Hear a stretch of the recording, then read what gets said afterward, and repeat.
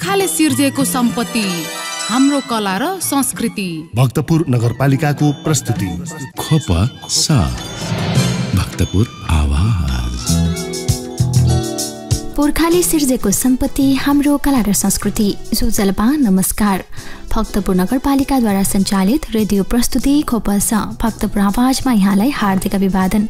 कार्यक्रम खोपसा तपाईले साताको दिन विभिन्न दिन सुन्न सक्नुहुन्छ, जस अन्तर्गत हरेक सोमबार बिहान 7:30 बजेदेखि 8 बजेसम्म भक्तपुर नगरको शिक्षा, स्वास्थ्य र पर्यटन सम्बन्धी विषयवस्तु सुन्न सक्नुहुन्छ भने हरेक बुधबार बिहान 7:30 बजेदेखि 8:30 बजेसम्म खोपसाको बुलेटिन विशेष प्रस्तुति सुन्न सक्नुहुन्छ र हरेक शुक्रबार साँझ 6:30 बजेदेखि 7 बजेसम्म भक्तपुर नगरको कला, संस्कृति र सम्पदा विशेष प्रस्तुतिसँग जोडिन सक्नुहुन्छ मात्र भक्तपुर एफएम 105.4 मेगाहर्जको रेडियो तरङ्ग मार्फत। साथै देश विदेशका विभिन्न स्थानमा रहनुहुने तपाईँ श्रोताले हामीलाई www.bhaktapurfm.com.np लगइन गरेर वा युट्युब च्यानल खोपसा मार्फत पनि सुनेर साथ दिन सक्नुहुन्छ। र सधैँझै खोपसाको बुधबार विशेष श्रृङ्खलाका साथमा म प्रस्तुता सन्ध्या हिङ्गुजु लगायत खोपसा परिवार उपस्थित पाइसकेका छौँ।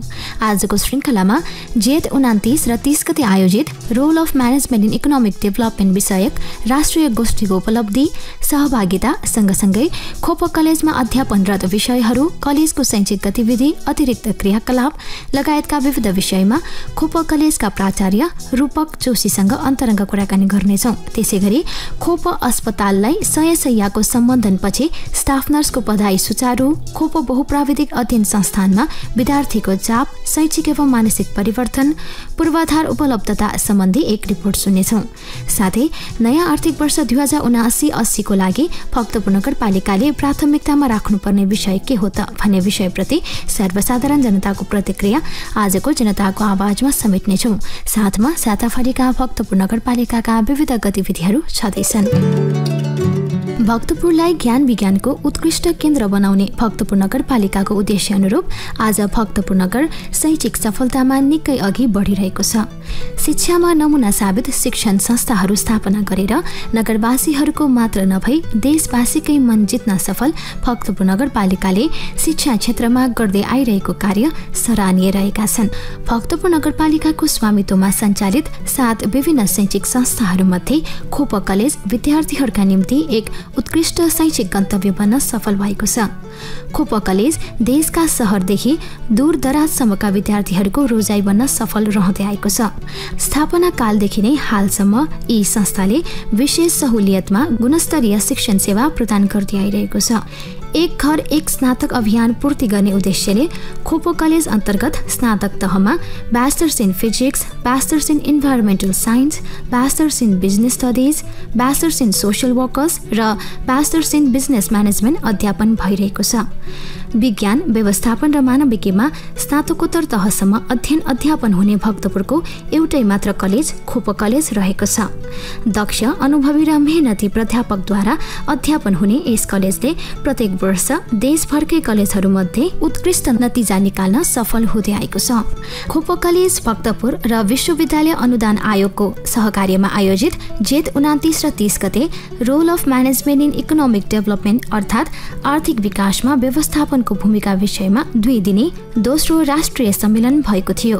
40 जना भन्दा बढी सहभागी रहेका उक्त सम्मेलनमा विभिन्न व्यक्तित्वहरूले व्यवस्थापनको महत्त्वबारे विशेष चर्चा गरेका थिए। नेपालमा विश्वविद्यालयहरू र सम्बन्धन प्राप्त कलेजहरूको सञ्चालन तथा विकासको लागि विभिन्न क्षेत्रबाट प्राप्त अनुदानको रकम समुचित तवरले वितरण गर्न तथा विश्वविद्यालय एवं कलेजहरूको शैक्षिक स्तर निर्धारण गरी गुणस्तरयुक्त शिक्षा प्रदान गर्न प्रोत्साहन दिने सम्बन्धी काम गर्न विश्वविद्यालय अनुदान आयोग स्थापना भएको हो। यसै सेरोफेरोमा रहेर कुराकानी गर्न आज हामी माझ हुनुहुन्छ खोप कलेजका प्राचार्य रूपक जोशी, साथमा हुनुहुन्छ सहकर्मी रविन्द्र कुसी। श्रोताबिन, भक्तपुर नगरपालिकाको रेडियो कार्यक्रम खोपस भक्तपुर आवाजको आजको विषयमा भक्तपुर नगरपालिकाद्वारा सञ्चालित विभिन्न शैक्षिक संस्थाहरूमध्ये उत्कृष्ट नतिजा हासिल गर्न सफल देशकै उदाहरणीय बनेको खोप कलेजको आयोजनामा आइतबार र सोमबार 2 दिन भएको आर्थिक विकासका लागि व्यवस्थापनको भूमिका role of management in economic development विषयक दोस्रो राष्ट्रिय सम्मेलनको उपलब्धि, त्यसका सकारात्मक पक्षका विषयमा विशेष चर्चा गर्नेछौँ भने कलेजले अध्ययन, खोज अनुसन्धानमा गरिरहेका विविध कार्यहरू र सञ्चालित विभिन्न शैक्षिक कार्यक्रमहरू र विद्यार्थीहरूको पृष्ठपोषण एवं केही गुनासोको विषयमा पनि छलफल गर्नेछौँ। र यिनै विविध विषयमा कुराकानी गर्न आजको विषयमा हामीसँग हुनुहुन्छ खोपो कलेजका प्राचार्य रूपक जोशी। आउनुहोस् उहाँसँगको अन्तर्संवाद सुरु गरौँ। यहाँलाई कार्यक्रममा स्वागत छ सर। धन्यवाद। विशेष गरी यो विषयमा हामीले भक्तपुर नगरपालिकाद्वारा सञ्चालित विभिन्न शैक्षिक संस्थाहरूमध्ये खोपो कलेज पछिल्लो क्रममा विभिन्न क्षेत्रमा आफ्नो काम गरिरहँदाखेरि विद्यार्थीहरूको नतिजा उत्कृष्ट नतिजा हासिल गरिरहेको र एउटा विद्यार्थीको सहभागिताको हिसाबले पनि सकारात्मक पाटो रहेको र अझ भनौँ अब पछिल्लो हिजो अस्ति 2 दिन आइतबार र सोमबार गरेर यो राष्ट्रिय सम्मेलन पनि सम्पन्न भइसकेको अवस्था छ। अलिकति राष्ट्रिय सम्मेलन सुरुमा म राष्ट्रिय सम्मेलनकै विषयमा अलिकति कुरा गर्छु। राष्ट्रिय सम्मेलन आइतबार र सोमबार सम्पन्न राष्ट्रिय सम्मेलनको उपलब्धि कस्तो रह्यो, सहभागिता कस्तो रह्यो, अलिकति बताइदिनुहोस् न सर। अब हामीले खोपो कलेजमा अध्यापनको अलावा रिसर्चलाई पनि जोड दिने भनेर विभिन्न समयमा विभिन्न कार्यक्रमहरू गर्दै आइरहेका छौँ र त्यसको कडीको रूपमा 2076 सालमा पहिलो राष्ट्रिय सम्मेलन आर्थिक विकासमा व्यवस्थापन भूमिका विषयक हामीले 2 दिने राष्ट्रिय सम्मेलन गरेका थियौँ र 2078 सालमा हामीले त्यसै विषयमा दोस्रो राष्ट्रिय सम्मेलन गर्ने भनेर तयारी गर्दै कोभिड-19 कारणले गर्दा हामी त्यो गर्न सकेनौँ र अहिले कोभिड-19 को असर अलिक केही कम भइसकेपछि हामी साथीहरूसँग सल्लाह गरिकन यो वर्ष त्यसलाई निरन्तरता दिनको लागि दोस्रो राष्ट्रिय सम्मेलन यो वर्ष गरौँ भन्ने कुरा भयो र त्यसै अनुसार हामीले हिजो र अस्ति जेठ 29-30 गते दोस्रो 2 दिने राष्ट्रिय सम्मेलन role of management and economic development विषय हामी गऱ्यौँ र हामीले यो नेसनल कन्फरेन्स गर्ने भनिसकेपछि त्यसको प्रमुख कुरामा चाहिँ विभिन्न अनुसन्धानकर्ताहरूको एब्स्ट्र्याक्ट कलेक्सन गर्ने भनेर भन्यौँ र त्यसको लागि हामीले विभिन्न कमिटीहरू बनायौँ र विभिन्न कलेजहरू रिसर्च सेन्टरहरूमा हामीले चाहिँ इन्भिटेसन हामीले बाँड्यौँ र त्यसको नतिजा स्वरूप चाहिँ यो 39वटा अनुसन्धानका एब्स्ट्र्याक्टहरू हामीसँग कलेक्सन गर्न सफल भयौँ र 2 दिने कार्यक्रममा पहिलो दिन हामीले उद्घाटन सत्र, त्यसपछि 3 जना विशिष्ट व्यक्तिहरूको किनोट स्पिच थियो भने त्यसपछि 2टा प्यारलल सेसनको रूपमा चाहिँ टेक्निकल सेसन हामीले गऱ्यौँ र दोस्रो दिन हामीले 4वटा प्यारलल टेक्निकल सेसन गऱ्यौँ भने किनोट स्पिच र अन्तमा हामी क्लोजिङ सेसन गरिकन चाहिँ 39वटा पेपर प्रेजेन्टेसन र लगभग 100 जनाको हाराहारीमा चाहिँ सहभागी पार्टिसिपेट चाहिँ त्यो कन्फरेन्समा थियो। भनेपछि सहभागिता चाहिँ अत्यन्त उत्साहजनक नै देखियो। 39वटा पेपर प्रेजेन्टेसन भयो भन्ने कुरा भयो र अलिकति अब यो विषयमा मैले अलिकति अब 39वटा चाहिँ राष्ट्रिय सम्मेलन भनिसके पछाडि समग्र रूपमा देशभरिकै प्रेजेन्टरहरू आयो होलान्। कस्तो छ, कहाँबाट कसरी सहभागिता कतिको उत्साहजनक लाग्यो? अब पहिलो राष्ट्रिय सम्मेलनमा 30 पेपर आएको थियो त्यसबाट भने यसपालि चाहिँ 39 आएको मध्येमा अब हाम्रो खोपो कलेज भयो, बागेश्वरी भयो होइन, Kavre multiple campus, Bhaktapur multiple campus, Kathmandu विश्वविद्यालय, क्वेस्ट इन्टरनेसनल कलेज होइन लगायतका ठाउँबाट चाहिँ यो सहभागीहरू अब हाम्रो पेपर प्रेजेन्टर आएको थियो भने केही सहभागीहरू विदेशबाट पनि नेपालीहरू नै विदेशमा अध्ययन गर्ने साथीहरू पनि सहभागी रूपमा चाहिँ आउनुभएको थियो। यस कारणले पनि यसलाई चाहिँ हामीले अहिलेको विषम परिस्थितिमा हुन त कोभिड पूर्ण रूपमा नियन्त्रणमा आइसकेको छैन र कतिपय देशमा चाहिँ कोभिड महामारी अझै फैलिरहेको छ।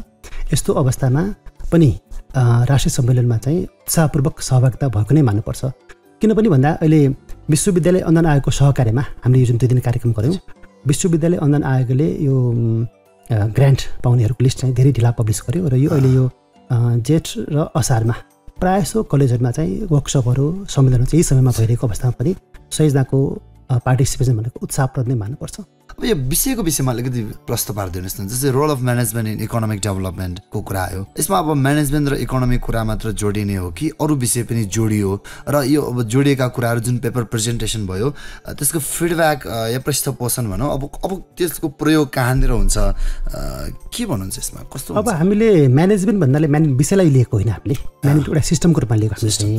जस्तै हामीले अहिले भक्तपुर चाहिँ यो कल्चरल सिटी पनि हो होइन, यहाँ टुरिस्टहरू आउँछ, टुरिस्टको बसाइ कसैले ल्याउन सकिन्छ होइन, होटलहरूको विकास हुनसक्छ होला होइन, हाम्रो हेरिटेजकै म्यानेजमेन्टको कुरा हुनसक्छ होइन, वेस्ट म्यानेजमेन्ट कुराहरू पनि आउला भनेपछि म्यानेजमेन्ट भन्नाले हाम्रो एउटा सिस्टमको रूपमा लिएकोले गर्दा त्यसमा चाहिँ व्यवस्थापनका वित्त व्यवस्थापन, human resource management, marketing management मात्रै नभइकन त्यहाँ हाम्रो स्ट्याटिस्टिकल विषयका थियो, इन्भाइरोमेन्ट म्यानेजमेन्टको कुराहरू पनि थियो होइन, त्यसै हाम्रो सोसियोलोजीका कुराहरू पनि त्यहाँ समेटेको थियो। त्यसले गर्दा समग्र रूपमा चाहिँ म्यानेजमेन्ट एज सिस्टमको रूपमा हामीले लिएकोले गर्दा त्यो 39वटा पेपर पनि विभिन्न विषयका पेपरहरू त्यहाँ थिए र पार्टिसिपेटहरू हामीले फिडब्याक लिँदाखेरि त्यसलाई उत्साहपूर्वकै उहाँहरूले चाहिँ ग्रहण गरेको हामीले पायौँ र 2 दिने जुन राष्ट्रिय सम्मेलन हामीले गऱ्यौँ फरक विषयका फरक हामीले सकेसम्म चाहिँ जुन 6वटा टेक लेक्चर हामी गऱ्यौँ विषय मिलाएर नै हामी गरेको छौँ तर कतिपय विषयको थोरै भएकोले गर्दा हामीले मिक्स गरेर पनि गर्नु पर्यो त्यो राम्रो नै मान्नुपर्छ त्यसलाई चाहिँ भनेपछि विषय म्यानेजमेन्ट भने चाहिँ ओभरअल समग्रमा व्यवस्थापकीय पक्षको विषयमा कुराकानी भयो भन्ने कुरा हजुर म्यानेजमेन्ट भन्नाले म्यानेजमेन्ट विषय होइन कि म्यानेजमेन्ट चाहिँ एउटा सिस्टमको रूपमा हामीले सिस्टमको रूपमा अब यो सम्पन्न भइसकेको यो पेपर प्रेजेन्टेसनबाट हामीले के सिक्न सकिन्छ या सरकारलाई के एउटा सुझावको रूपमा जान सकिन्छ के कस्तो पाउनुभयो अब कन्फरेन्सको पहिलो स्टेप भनेको हामीले प्रस्तुति दियौँ होइन विद्यार्थीले अथवा रिसर्चले प्रस्तुति दियो हामीले एउटा एब्स्ट्र्याक्ट पेपर भनेर हामीले पब्लिस गरेका छौँ त्यसमा चाहिँ किनोट स्पिकरहरूको एब्स्ट्र्याक्ट त्यस्तै गरी 39वटा रिसर्च पेपरहरूको एब्स्ट्र्याक्ट हामी राखेका छौँ भने अब हाम्रो दोस्रो चरणमा त्यो कन्फरेन्समा पेपर प्रेजेन्ट गरिसकेपछि त्यहाँ विभिन्न किसिमका कमेन्टहरू फिडब्याकहरू जुन पार्टिसिपेन्ट दिएको छ अथवा हाम्रो सेसन चेयरहरू दिनुभएको छ त्यसलाई पनि समेटेर उहाँहरूले आफ्नो रिसर्च आर्टिकललाई चाहिँ परिष्कृत गर्नुहुन्छ त्यो रिसर्च आर्टिकल हामी फेरि कलेक्सन गर्छौँ फेरि एक्सपर्टहरूको हामी त्यो पठाउँछौँ उहाँहरूले चाहिँ फेरि रिभ्यू गर्नुहुन्छ पियर रिभ्यू गर्नुहुन्छ अनि त्यसलाई बल्ल हामी जर्नलको रूपमा चाहिँ प्रकाशन गर्छौँ र जर्नलको रूपमा प्रकाशन गरिसकेपछि त्यो चाहिँ राष्ट्रको लागि एउटा सम्पत्तिको रूपमा हुन्छ र सम्बन्धित निकायले त्यो आर्टिकलहरू जर्नलहरूबाट लिइसकेपछि अब कहाँ त्यसका सुझावहरू ग्रहण गर्न सकिन्छ त्यो कुराहरूलाई चाहिँ सम्बन्धित निकायले चाहिँ ग्रहण गर्नुहुनेछ भन्ने हामी आशा लिएका छौँ किनभने भन्दाखेरि राष्ट्रिय सम्मेलनको पहिलो दिन किनोट स्पिकरको रूपमा चाहिँ हामीले प्राध्यापक डाक्टर पुष्कर बडाचार्य सरलाई बोलाएका थियौँ उहाँ पूर्व राष्ट्रिय योजनाको सदस्य पनि हुन्थ्यो र त्यो पनि विश्वको वरिष्ठ प्राध्यापक पनि हुनुहुन्छ त्यस्तै गरी अर्का प्राध्यापक डाक्टर ध्रुव कुमार गौतम सर आउनुभएको छ उहाँ पनि त्रिभुवन विश्वविद्यालयको सिनियर प्रोफेसर हुनुहुन्छ र अहिले योजना महाशाखाको प्रमुख पनि हुनुहुन्छ त्यस्तै गरी हामीले डाक्टर रामकुमार फुयाल सरलाई बोलाएका थियौँ उहाँ योजना आयोगको अहिले वर्तमान सदस्य पनि हुनुहुन्छ त्यस कारणले गर्दाखेरि हामीले यो जर्नल प्रकाशन गरिसकेपछि त्यो जर्नलहरू हामी विभिन्न ठाउँ पुर्याउनेछौँ योजना आयोग पनि पुर्याउनेछौँ भनेपछि उहाँहरूले त्यसबाट चाहिँ कति कुराहरू चाहिँ इम्प्लिमेन्ट गर्न सकिन्छ त्यो कुरा चाहिँ ग्रहण गर्नुहुनेछ भन्ने आशा लिएको छु र यस्तो चाहिँ जुन हाम्रो role of management economic development भनेको छौँ आर्थिक विकासमा चाहिँ त्यस्तै केही न केही एउटा चाहिँ भूमिका चाहिँ खेल्छ भन्ने हामी आशा लिएका छौँ भनेपछि सम्बन्धित व्यक्तिहरू नै हाम्रो सामु हुनुहुन्थ्यो र उहाँहरूले त्यो सुन्नुभयो त्यो हिसाबले कहीँ चाहिँ प्रयोग हुन सक्ने सम्भावना प्रबल छ भन्ने कुरा भयो पहिलो त किनोट स्पिकरमा उहाँहरूले पनि आफ्ना कुराहरू राख्नुपर्ने भयो चाहिँ राष्ट्रिय योजना आयोगको भूमिका के छ आर्थिक विकासमा होइन त्यस्तै गरी नरबहादुर थापा सर हुनुहुन्थ्यो जुन हाम्रो राष्ट्र ब्याङ्कको पूर्व डाइरेक्टर सर पनि हुनुहुन्थ्यो उहाँले राष्ट्र ब्याङ्कको भूमिका के छ जब अहिले मुद्रास्फीति कुरा आइरहेको छ होइन विदेशी मुद्रा सञ्चित घटिरहेको अवस्था छ कतै देश श्रीलङ्का जस्तो हुने हो कि भन्ने चिन्ता गरिरहेको छौँ भने चाहिँ हामी त्यो श्रीलङ्का र हाम्रो देशको आर्थिक अवस्थामा के फरक छ हामी कहाँ हाम्रो सबलपछि के छ दुर्बलपछि त्यो कुराहरू उहाँले पनि राख्नु भएको थियो होइन र त्यो सँगसँगै विभिन्न रिसर्चरहरूले आफ्नो प्रतिवेदन आफ्नो आर्टिकल प्रस्तुत गरिसकेपछि त्यसलाई मूर्त रूप दिँदा बाँकी छ पूर्ण आर्टिकल रूपमा आइसकेपछि बल्ल त्यो एसेटको रूपमा हुन्छ र त्यसलाई चाहिँ सम्बन्धित निकायहरू कहाँ हामी पुर्याउँछौँ र सम्बन्धित निकायहरूले त्यसका राम्रा पक्षहरू चाहिँ लिनुहुनेछ भनेर हामीले चाहिँ आशा गरेका छौँ भनेपछि खोपो कलेजको लागि जर्नल प्रकाशित गर्नको लागि एउटा सुरुवात भयो जर्नल हामीले खोपो जर्नल भनेर चाहिँ नियमित रूपमा हरेक वर्ष प्रकाशित गरिरहेको छौँ किनभने रिसर्च भनेको अहिले उच्च शिक्षा अध्ययन अध्यापन अङ्गको रूपमा छ तर पनि हामीहरू प्राध्यापक साथीहरू चाहिँ जति हामी पढाउन सहिलो मान्छौँ त्यो आर्टिकल लेख्न रिसर्च लेख्नलाई अलिक बढी समय लाग्ने होइन र आर्थिक रूपमा पनि अलिक बढी खर्च हुने पनि भएको होला सायद रिसर्चप्रति चाहिँ त्यति धेरै झुकाव चाहिँ नभएको अवस्थामा हामीले यस्ता कन्फरेन्सहरू गरिकन चाहिँ युवा पुस्ता अहिले युवा पुस्ता भन्नाले जस्तै यहाँ बागुश्रीबाट भक्तपुर क्याम्पसबाट पनि ब्याचलरका विद्यार्थीहरू मास्टरका विद्यार्थी पनि सहभागी भएका थिए भनेपछि हामीले खोपो कलेजको लागि मात्र नभइकन युवा पुस्तालाई पनि रिसर्चप्रति चाहिँ मोटिभेट गरौँ दोस्रो चाहिँ हाम्रै फ्याकल्टीहरूलाई पनि उहाँले गर्नुभएको रिसर्चहरू प्रतिवेदन प्रस्तुत गर्न प्लेटफर्म उपलब्ध होस् भनेर नै हामीले चाहिँ यस्ता कन्फरेन्सहरू गर्दै आइरहेका छौँ र यसमा चाहिँ नगरपालिकाले पनि हामीलाई उहाँहरूको विभिन्न प्रतिवेदनमा पनि हामीले विभिन्न विषयका राष्ट्रिय सम्मेलन गर्ने भनेर उद्घोष पनि भएको छ त्यसकै निरन्तर कडीको रूपमा चाहिँ यो राष्ट्रिय सम्मेलन लिएका छौँ पक्कै पनि अब यो बाहेक भक्तपुर नगरपालिकाद्वारा सञ्चालित खोपो कलेजको विषयमा विगतमा पनि विभिन्न कार्यक्रमहरू भए र विशेष त अब अध्ययन अनुसन्धान खोजका कुरा तपाईँले भर्खरै कुरा उठाउनु आजको विषयमा मैले यो विषयलाई अलिकति बढी उठान गर्न खोजेँ र खोपो कलेजकै कुरा गर्दाखेरि विद्यार्थीहरूलाई अध्ययन अनुसन्धान खोज अब विषयगत रूपमा पनि त्यो सब्जेक्ट त्यो विषय त्यो कुराकानी हुनसक्छ अर्थात् प्रयोगात्मक रूपमा प्र्याक्टिकली जान सकिने आधार कस्तो छ र अब विद्यार्थीहरूलाई एउटा अनुसन्धान रिसर्चमा लगाउन या लगाउनु पर्ने आवश्यकता सँगसँगै हामीले कस्तो किसिमको अभ्यासहरू कलेजभित्र या कलेजभन्दा बाहिर फिल्डमा कसरी गरिरहेका छन् एकछिन बताइदिनुहोस्। अहिले यो रिसर्च भन्नाले विशेष गरी हाम्रो मास्टर लेभलका विषयहरूमा हरेक विषयमा उनीहरूले केस स्टडी गर्नुपर्छ, रिसर्च थेसिस गर्नुपर्छ, अनिवार्य नै छ। त्यसको लागि उहाँले अब सर्वे गरिकन होइन प्राइमेरी सेकेन्ड डाटा कलेक्सन गरिकन थेसिस चाहिँ तयार गर्नुपर्ने हुन्छ भने स्नातक तहमा विज्ञानमा प्र्याक्टिकल प्लस फिल्ड वर्क छ भने यता ह्युमेनिटिजमा पनि अहिले यो 4 वर्ष कार्यक्रम भइसकेपछि हरेक विषयमा 70 थ्योरी र 30 चाहिँ प्र्याक्टिकल छ र प्र्याक्टिकल विषयमा हामीले केस स्टडी फिल्ड वर्कहरू हामी गराइरहेको छौँ भने यता व्यवस्थापन संकायमा चाहिँ यता बिबिएम कार्यक्रममा चाहिँ 40 इन्टरनल मार्क्स भएको त्यहाँ हामी केसहरू रिसर्चहरू हामी गराउन सक्छौँ, यथेष्ट त्यहाँ ठाउँ छ। तर एनुअल सिस्टममा चाहिँ बिबिएसहरूमा चाहिँ 4थो वर्षमा मात्रै उनीहरूले प्रोजेक्ट वर्क गर्नुपर्छ। पहिलो दोस्रो तेस्रो वर्षमा उनीहरूको थ्योरी विषयहरू मात्रै छ, न्युमेरिकल विषय मात्रै छ। त्यस कारणले त्यहाँ प्र्याक्टिकल हामी गराउन सकिरहेको अवस्था छैन, किनभने करिकुलममा नभएको कुरा होइन। र एडिसन दिँदाखेरि विद्यार्थीको समय पनि बढी जाने, त्यो विभिन्न कारणले गर्दा हामीले 4थो वर्षमा र जुन जुन विषयमा चाहिँ रिसर्च ओरिएन्टेड कुराहरू छ त्यो कुरालाई हामी फोकस गरिरहेका छौँ। र हाम्रो अहिले मास्टर्स लेभल अहिले जुन नयाँ करिकुलममा पनि सेमेस्टर सिस्टम आइसकेपछि थेसिस छ, थेसिसमा त उनले गर्नैपर्छ, इन्टरनल केस स्टडी गर्नैपर्छ। त्यो भनेको रिसर्चप्रति अभ्यस्त गर्नुको लागि नै हो वास्तवमा, किन रिसर्च अहिले सुरु गऱ्यौँ भने भोलि एमफिल गर्नको लागि पिएचडी गर्नको लागि सहिलो हुन्छ। त्यो मात्र पनि नभइकन धेरै कुराहरू, धेरै ज्ञानका कुराहरू अहिले हाम्रो समाजमा बिस्तारै लोप हुने अवस्थामा गइरहेको छ। त्यो विषयमा हामीले खोज गरेनौँ, अनुसन्धान गर्नु भने भोलिका पुस्ताले ती कुराहरू हेर्न पाउने छैनन्। त्यसको लागि पनि रिसर्च चाहिँ जरुरी छ। त्यो कला संस्कृति इतिहास जोगाड गर्नुको लागि रिसर्च चाहिँ आवश्यक छ भन्ने म ठान्दछु। हुन त समाज एउटा खुल्ला पुस्तक हो भनेर पनि भनिन्छ र किताबी ज्ञान मात्र होइन कि समाजको बारेमा ज्ञान हासिल गर्नको लागि एउटा प्रयोगात्मक रूपमा बाहिर अध्ययन अनुसन्धानमा जानु जरुरी छ भन्ने कुरा विगतका उदाहरणबाट पनि हामी प्रष्ट भइरहेका छौँ। र अब खोप कलेजको कुरा गर्दाखेरि हुन त तपाईँ विगत लामो समयदेखि कलेजको एउटा जिम्मेवार पदमा प्राचार्यको पदमा हुनुहुन्छ। त्यो हिसाबले पनि कलेजको नतिजा चाहिँ अत्यन्त उत्कृष्ट नतिजा प्राप्त भइरहेको अवस्था छ र एउटा नेपालकै उदाहरणीय कलेजको रूपमा पनि आइरहेको कुरा तपाईँले अफेयरमा पनि कुरा गर्नुभयो। विभिन्न कलेजका अरू कलेजका साथीहरूबाट ल यो एकदमै के छ, कस्तो छ, कहाँ कसरी भइरहेको छ भन्ने अध्ययन अनुसन्धान भइरहँदाखेरि कलेजको विषयमा भनिदिनुहोस् न, अहिले पछिल्लो क्रममा हामीसँग के विषयहरू हामीले अध्यापन गराइरहेका छौँ र विद्यार्थीको रुचि र भविष्यको तालमेल चाहिँ कसरी गर्नु खोजिरहेका छौँ? अहिले हाम्रो कलेजमा व्यवस्थापन संकाय अन्तर्गत हामीले बिबिएस, बिबिएम र मास्टर्समा हामीले एमबिएस कार्यक्रम चलाइरहेको छौँ। त्यस्तै गरी साइन्समा हामीले बिएससी र एमएससी इन्भाइरोमेन्ट साइन्स चलाइरहेको छौँ।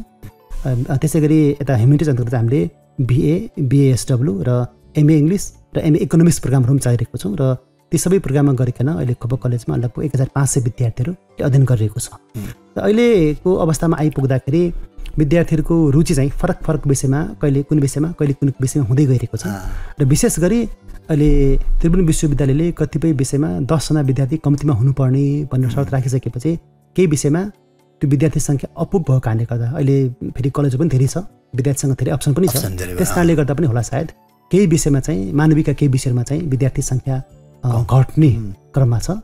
अब विद्यार्थीको माग पनि नयाँ नयाँ विषयमा गइरहेको छ। जस्तै बिबिएसमा पनि अहिले विद्यार्थी केही घटिरहेको छ, विद्यार्थीको चाम चाहिँ बिबिएतिर बिबिएमतिर गइरहेको छ। त्यस कारणले गर्दा कलेजले अब नयाँ विषयहरू जस्तै हामीले बिएससी सोसाइटी ल्याउने प्रयास गरेका छौँ। धेरै लामो समयपछि हामीले बिबिएम कार्यक्रम ल्यायौँ होइन, त्यसै बिबिए कार्यक्रम ल्याउने हामी प्रयास गरेका छौँ। अब विद्यार्थीको माग अनुसार नयाँ नयाँ विषयहरू थप्दै लानुपर्ने छ भने भएका विषयहरूमा अझ हामीले त्यसलाई कसरी त्रिभुवन विश्वविद्यालय तोकेको करिकुलम पढाउनै पर्यो। त्यसबाहेक थप केही कुराहरू हामीले चाहिँ नन क्रेडिट कोर्समा दिनुपर्ने चाहिँ अहिलेको वर्तमान अवस्था म देख्छु। विद्यार्थीहरूको माग अनुसार हामीले ती कुराहरू बिस्तारै गर्दै लानेछौँ। अब हालै मात्र गत वैशाखमा सम्पन्न स्थानीय निर्वाचनबाट नयाँ जनप्रतिनिधि निर्वाचित भएसँगै उहाँहरूको प्रतिबद्धता अनुसार अब हाम्रो कलेजमा विशेष गरी खोप कलेजमा नयाँ विषयको सम्बन्धन लिने भन्ने कुरा पनि आएको छ। अब अहिलेको आवश्यकता के जस्तो लाग्छ? ठ्याक्कै अघि तपाईँले भन्नुभयो नि विद्यार्थीहरूको रुचि अलि नयाँ विषय जो प्र्याक्टिकली पनि होस् या स्कोप धेरै भएको आधारमा पनि हो कि अब खोप कलेजलाई अहिलेको आवश्यकता के जस्तो लाग्छ? जस्तै अहिले हामीले विभिन्न ठाउँमा प्रतिवेदन हेऱ्यौँ भने कुनै पनि देशको विकासको लागि चाहिँ अहिले विज्ञान र प्रविधिको विकास हुन जरुरी देख्छौँ। तर नेपालको परिप्रेक्ष्यमा हेर्ने हो भने विज्ञान र प्रविधिमा पढ्ने विद्यार्थीको सङ्ख्या बिस्तारै घटिरहेको हो कि त्यसमा सरकारले चाहिँ लगानी, विज्ञान र प्रविधि एक त चाहिँ महँगो विषय पनि भयो होइन, र विद्यार्थीहरूले तत्काल त्यो पढेर तुरन्तै काम पाउने पनि होइन, रिजल्ट पनि गाह्रो छ होइन। अलिकति उता इन्जिनियरिङ ब्याकग्राउन्ड इन्जिनियरिङतिर चाहिँ अलिक विद्यार्थीको चाम छ, तर प्योर साइन्सतिर चाहिँ बिस्तारै विद्यार्थीहरू चाहिँ घटिरहेको अवस्था पनि छ। त्यस कारणले गर्दा अब हामीले चाहिँ प्योर साइन्सका विषयहरूलाई कसरी बचाउने त? यदि प्योर साइन्सै भएन भने त हाम्रो विद्यालयहरूमा जुन शिक्षकहरू हामी चाहिन्छ विज्ञानको गणितको त्यो पनि हामीले पाउन गाह्रो हुन्छ। त्यो मात्र पनि नभइकन प्योर साइन्स भनेको त इन्जिनियरिङदेखि लिएर म्यानेजमेन्ट सबैको ब्याकबोन हो नि त। त्यसमा ती विषयहरूमा अलिक जोड दिनुपर्छ कि होइन? त्यस्तै गरी कम्प्युटर रिलेटेड कोर्सहरू चाहिँ अब थप्नु जरुरी छ कि होइन? त्यो कुरामा हामीले अलिक सोच्नु जरुरी भइसकेको छ भने अब ह्युमेनिटिजका अझ नगरपालिकाले पोलिटिकल साइन्स, कल्चर, नेपाल भाषा लगायतका विषयहरू, इतिहास लगायतका विषयहरू पढ्ने विद्यार्थीहरूलाई छात्रवृत्ति व्यवस्था गर्दै आएको छ। ती गरे तापनि विद्यार्थीहरूको आकर्षण त्यसमा धेरै बढाउन सकिरहेको छैन। थोरै विद्यार्थी त्यो त्यसको लाभ लिइरहेको छ भने धेरै विद्यार्थीहरू अझ पनि त्यसमा चाहिँ आकर्षित नभइरहेको अवस्था छ। त्यसको कारण के भन्दाखेरि विद्यार्थीहरूले पहिलो प्रश्न गर्ने भनेको मैले पढ्नासाथ जागिर पाउँछु पाउँदिनँ भन्ने छ। अब इतिहास पढेर जागिर नपाउने त होइन, तर समय लाग्छ होला। कुनै पनि विषयमा यदि विज्ञता हासिल गर्न सक्यो भने अब भोलि एउटा समस्या के हुन्छ भन्दाखेरि इतिहासको, भूगोलको, संस्कृतको विद्यार्थी भएन भने हाम्रो कला संस्कृति, हाम्रो इतिहासको बारेमा अन्वेषण गर्नु पर्यो, अनुसन्धान गर्ने विदेशीहरू बोलाउनु पनि अवस्था हुनसक्छ। त्यस कारणले पनि नगरपालिकाले जुन यो छात्रवृत्तिहरू दिँदै आएको छ त्यसलाई अझ पनि कसरी आकर्षित गर्ने भन्ने चुनौतीको रूपमा रहेको छ। र अब खोप कलेजले पनि ती विषयहरूलाई जगेर्ना गर्नको लागि अब के गर्ने भन्ने विषय हामी छलफल चलाउँदैछौँ। र सायद अब हामीले अर्को कन्फरेन्स एउटा चाहिँ यो ऐतिहासिक विषयहरू, कल्चरहरू, हेरिटेजहरूको विषयमा गर्ने कि भन्ने पनि सल्लाह भइरहेको छ। अब आगामी दिनमा त्यसतर्फ पनि हामी विचार गर्नेछौँ। पक्कै पनि सकारात्मक सोचका साथ अगाडि बढ। अब योसँगै जोड्दै गर्दाखेरि तपाईँले विषयको सम्बन्धनको कुरा गर्दाखेरि विगतका वर्षहरूमा पनि हामीले कुराकानी गर्दाखेरि टियुले, पियुले या विभिन्न युनिभर्सिटी मार्फत सम्बन्ध लिन गाह्रो भएको अवस्था जोड्दै गर्दाखेरि खोप विश्वविद्यालय पनि कुरा आउँछ। हामीले धेरै पटक कुरा गरिरहेका छौँ र सम्बन्धित निकायमा पनि पुगिरहेको छ, तर सरकारको तर्फबाट कुनै त्यति धेरै चासो नलिएको अवस्थाले गर्दाखेरि भक्तपुरका जनताहरू या आम जनताहरूले खोप विश्वविद्यालय सहज रूपमा नपाउने हो कि भन्ने छ। भक्तपुरमा खोप विश्वविद्यालयको आधार तयार भएको हो त? म हिजो र 2 दिन भयो, 2 दिनदेखि विश्वविद्यालय अनुदान आयोगको एउटा वर्कसपमा छु। त्यो वर्कसपमा विभिन्न शिक्षाविदहरूले विभिन्न कार्यपत्र प्रस्तुत गर्नुभयो र नेपालको विभिन्न विश्वविद्यालयको स्थितिको बारेमा पनि त्यहाँ चर्चा भएको थियो। र त्यसमा अहिले विभिन्न विश्वविद्यालयहरू छन्, जस्तै राजकीय जनक विश्वविद्यालय छ जहाँ चाहिँ 200 पनि विद्यार्थी छैनन् होइन, 200 पनि विद्यार्थी छैनन्। त्यस्तै गरी लुम्बिनी बौद्ध विश्वविद्यालय पनि विद्यार्थी कमै छ होइन। धेरै विश्वविद्यालयमा विद्यार्थी छैन, कति विश्वविद्यालय पूर्वाधार छैन, तर पनि अब पोलिटिकली होइन त्यो विश्वविद्यालय स्थापना भएर सञ्चालन भइरहेको छ। सरकारले पनि त्यसमा धेरै नै आर्थिक रूपमा खर्च गरिरहेको अवस्था छ। तर खोप विश्वविद्यालयको कुरा गर्नुपर्दाखेरि हामीले भक्तपुर नगरपालिकाद्वारा सञ्चालित विभिन्न स्कुल कलेजहरूमा अहिले नै 7,000 भन्दा बढी विद्यार्थीहरूले अध्ययन गरेको छ। र त्यसमा यता उच्च मावि 11-12 को विद्यार्थी 4,000 घटाउने हो भने पनि अहिले नै हामीसँग लगभग 3,000 भन्दा बढी विद्यार्थीहरू यता हाम्रो हायर एजुकेसन ब्याचलर मास्टर लेभलमा पढिरहेको अवस्था छ, जुन देशभरिकै विद्यार्थीहरू पढिरहेको छ। त्यस कारणले गर्दा र अहिले विश्वविद्यालयहरूले चाहे त्रिभुवन विश्वविद्यालय होस् चाहे पूर्वाञ्चल विश्वविद्यालय होस् हरूले चाहिँ नयाँ विषय सम्बोधन दिने वा कोटा थप्ने विषयमा चाहिँ त्यति धेरै सकारात्मक रूपमा लिएको छैन, हामीले त्यति शैली दिएको छैन। त्यस कारणले गर्दा पनि हामीले आफ्नै विश्वविद्यालय यदि बनाउन सक्यौँ भने ती जुन विद्यार्थीहरूको माग अनुसार कार्यक्रमहरू हामीले सञ्चालन गर्न सक्नेछौँ होइन। र त्रिभुवन विश्वविद्यालयको जुन एकाडेमिक क्यालेन्डर भद्र गोल छ होइन, त्यो कुराहरू सायद नहुने थियो। र अहिले हामीले यो शिक्षालाई उत्पादन श्रमसँग मिलाउने भन्ने जुन अहिले हाम्रो खोप विश्वविद्यालयको अवधारणा रहेको छ, अहिले त्रिभुवन विश्वविद्यालयको करिकुलमहरूमा चाहिँ त्यो छैन। त्यस कारणले गर्दा पनि हामीलाई अब अलिक अप्ठ्यारो भइरहेको छ। र जुन हामीले शिक्षालाई उत्पादन श्रमसँग मिलाउने भनेर उद्देश्य परिपूर्ति गर्न नसकेको अवस्थामा चाहिँ खोप विश्वविद्यालयको पूर्वाधारहरू हामीले बिस्तारै तयार गर्दै लगेका छौँ। हाम्रो आज पनि देशभरिका 50 वटा भन्दा बढी क्याम्पस प्रमुखहरूलाई खोप कलेज, खोप इन्जिनियरिङ कलेजहरू अहिले ल्याउने मौका मिल्यो। उहाँहरू खोप कलेज हेर्ने भन्नुभएकोले मैले खोप कलेज, खोप हस्पिटल, खोप इन्जिनियरिङ देखाएँ। उहाँहरू हाम्रो पूर्वाधारहरू हाम्रा कुराहरू सुनेर उहाँ एकदमै छक्क पर्नुभयो होइन। र हो नगरपालिकाले अथवा भक्तपुरको नेपाल मुस्लिम पार्टीले चाहिँ देशमै नमुना कामहरू गरेको छ, यसो त सबैले गर्नुपर्ने हो भन्ने विषयमा चाहिँ उहाँहरू चर्चा परिचय गर्नुभएको छ। यो हाम्रो लागि चाहिँ अवश्य पनि पोजिटिभ कुरा हो र यसलाई हामीले हौसलाको रूपमा लिनुपर्छ। भनेपछि जस भौतिक रूपमा र विद्यार्थी सङ्ख्याको हिसाबले र हाम्रो जनशक्तिको हिसाबले हामी अहिले खोप विश्वविद्यालयको आधार चाहिँ हामीसँग तयार छ भन्दा फरक परेन।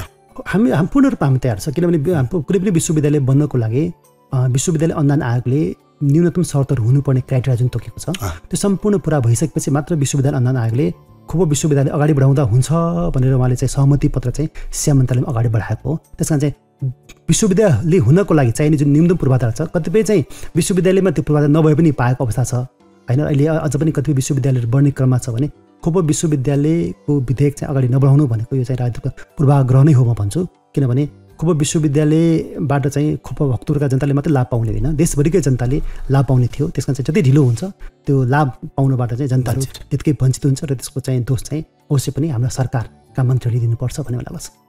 यो विषय अत्यन्त गम्भीर विषय हो। हुन त लामो समयदेखि खोप विश्वविद्यालयको लभिङ भइरहेको अवस्था पनि छ र तपाईँले भन्नुभएको छ अरू सम्बन्धित निकायले यसमा अलिकति ध्यान दिएको भए सम्भवतः समग्र रूपमा नेपालका धेरै विद्यार्थीहरूले र शिक्षा क्षेत्रका मानिसहरूले यसमा फाइदा उठाउन सक्ने अवस्था हामी छ।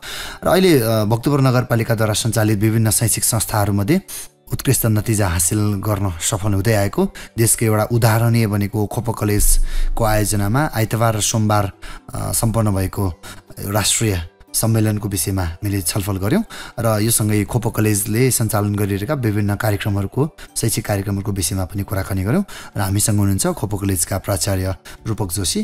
लगभग आजको बसाइको हामी अन्ततिर आइसक्यौँ र एक दुईवटा गुनासोहरू मैले विद्यार्थी र अभिभावकको गुनासो खोप कलेज प्रतिको केही गुनासोहरू मात्र मैले प्रस्तुत गर्न चाहेँ।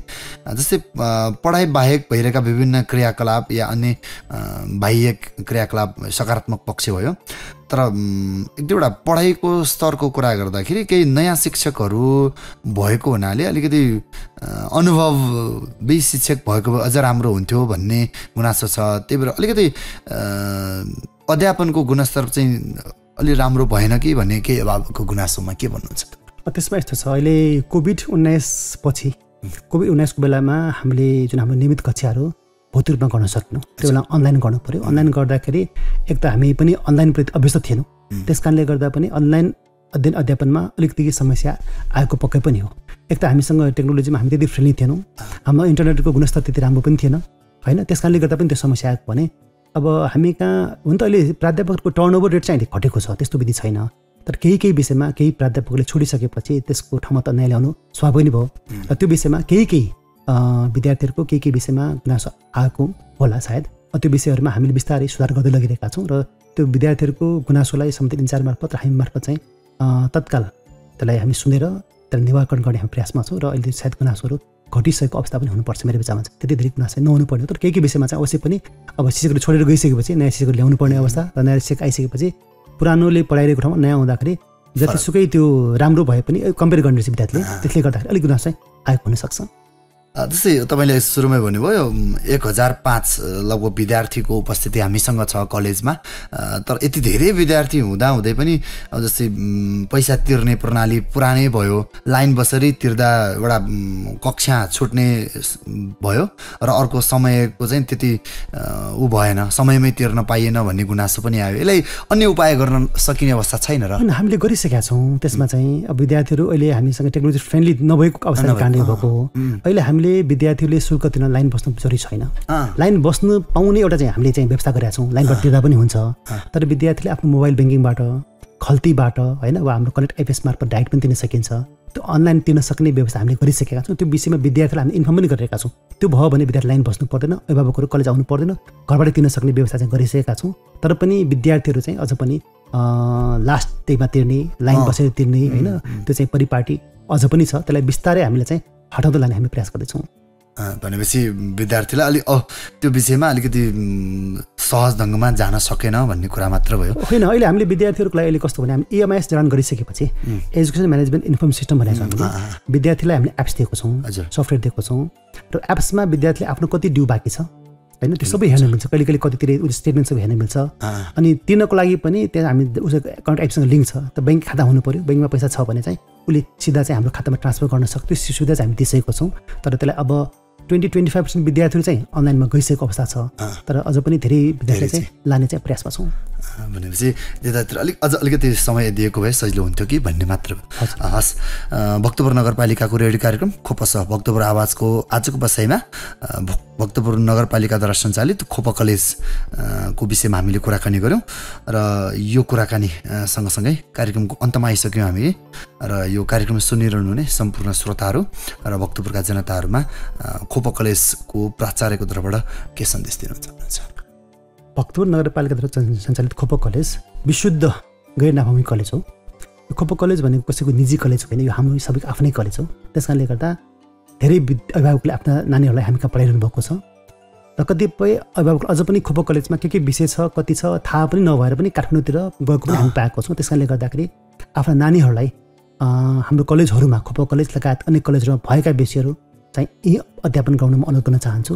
अब हामी कहाँ नभएको विषयहरू अध्ययन गर्नलाई त बाहिर जानुपर्ने अवस्था हुनसक्छ, तर हामी कहाँ भएका विषयहरूको लागि बाहिर पढाउँदाखेरि समयको पनि खेर जाने भयो, पैसा पनि बढी लाग्ने भयो होइन, र नानीहरू बिग्रिने समय बढी भएकोले गर्दाखेरि हाम्रै कलेज आफ्नै कलेजमा आफ्नो नानीहरू अध्यापन गर्न अनुरोध गर्न चाहन्छु। र त्यसै गरी हामीप्रति कुनै गुनासोहरू सुझावहरू छ भने प्रत्यक्ष रूपमा पनि हामीलाई भेटेर त्यो सुझावहरू दिन सक्नुहुन्छ। अवश्य पनि हामी अझ पनि विकासको क्रमै भएकोले गर्दाखेरि हामीमा पनि कमी कमजोरी नभएका होइनन्, धेरै छन्। त्यसलाई बिस्तारै क्रमिक रूपमा हामी सुधार गर्दै लानेछौँ। सबैको साथ र सहयोग सधैँ पाइरहने आशा गर्दछु। हस् त, व्यस्तताका बावजुद पनि भक्तपुर नगरपालिकाको रेडियो कार्यक्रम खोपसाको लागि विशेष समय दिनुभयो र खोपो कलेज र खोपो कलेजका विभिन्न शैक्षिक कार्यक्रमहरू र विद्यार्थीहरूका लागि गरिएका विविध कार्यक्रमहरूको विषयमा हामीलाई जानकारी गराइदिनु भयो, त्यसको लागि धेरै धेरै धन्यवाद। मलाई पनि आफ्ना केही शब्दहरू राख्ने अवसर दिनुभएकोमा यहाँलाई धन्यवाद।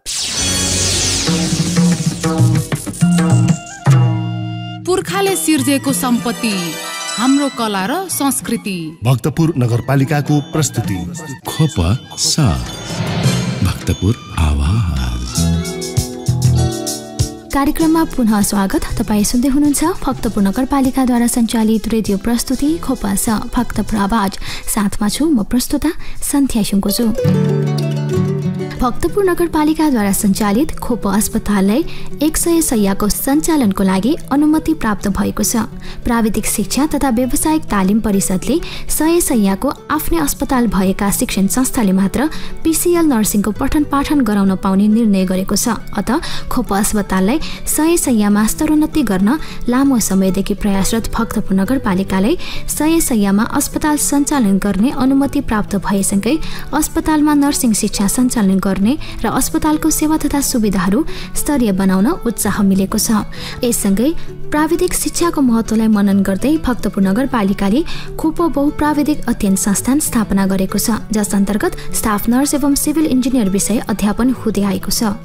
प्राविधिक शिक्षाले विद्यार्थीको क्षमता अभिवृद्धि गर्नुका साथै रोजगारीको अवसर पनि सिर्जना गराउँदछ भने प्राविधिक ज्ञानको सही सदुपयोगले देशको विकास निर्माणले तीव्रता पाउँदछ।